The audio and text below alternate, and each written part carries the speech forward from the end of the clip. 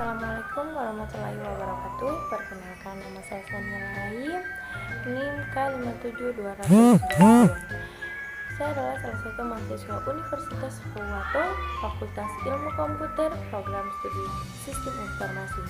Di sini saya akan menjelaskan mengenai pengenalan unit dan Linux, sejarah Linux, berbagai macam versi Linux, dan struktur Linux. Yang pertama ada pengenalan unit dan Linux. Unit merupakan sistem operasi yang dikembangkan pada tahun 1965 dan dapat digunakan lebih dari satu pengguna atau biasanya disebut dengan multi-user. Linux adalah sistem operasi yang menggunakan kernel Linux.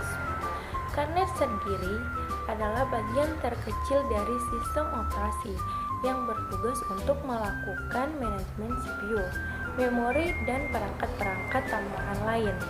Linux adalah OS yang bersifat open source, yang berarti kode-kode sumber Linux dapat digunakan, dimodifikasi, dan didistribusikan secara bebas oleh siapapun.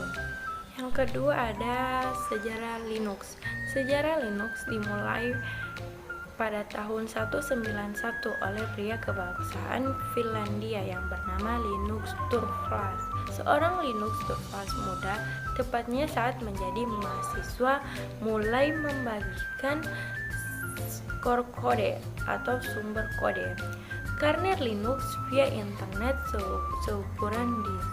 Pada waktu itu ia tidak pernah menyangka apa yang diperbuat akan melahirkan bisnis tak bernilai di kemudian hari.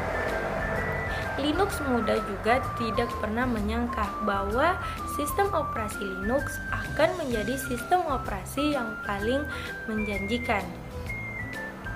Itulah awal mula sejarah dan perkembangan Linux.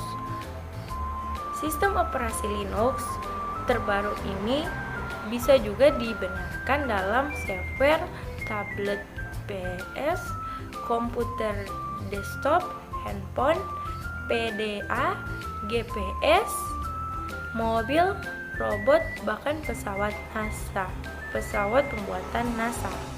Yang berikut berbagai versi Linux. Yang pertama, Mandariva Linux, Debian Linux, Red Hat Linux, Ubuntu, Garuda Linux, Fedora, Black-on. Dan berikutnya ada struktur Linux.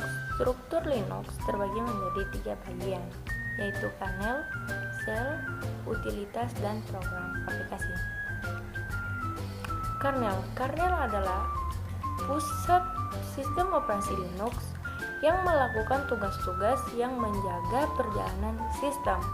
Kernel mengatur perangkat yang melekat pada Linux seperti disk, printer, hard disk, jalur komunikasi, dan lain-lain, dan merupakan penghubung kata antara user dengan komputer. Shell adalah software interface antar muka user dengan OS Linux. Shell bekerja menerjemahkan perintah dari pengguna. Shell mengeksekusi perintah dari sebuah terminal atau file. File yang berisi perintah dapat dibuat. Kemungkinan pengguna membangun perintah sendiri. Dengan ini user dapat menyesuaikan Linux untuk kebutuhan sendiri. Yang ketiga ada utilitas dan program aplikasi. Aplikasi merupakan hal umum dalam sebuah sistem operasi. Program seperti shareware, terjemahan database, atau game dapat dipasang di struktur Linux. Ya, itulah penjelasan singkat dari saya. Apabila ada kesalahan, tolong dimaafkan. Wassalamualaikum warahmatullahi wabarakatuh.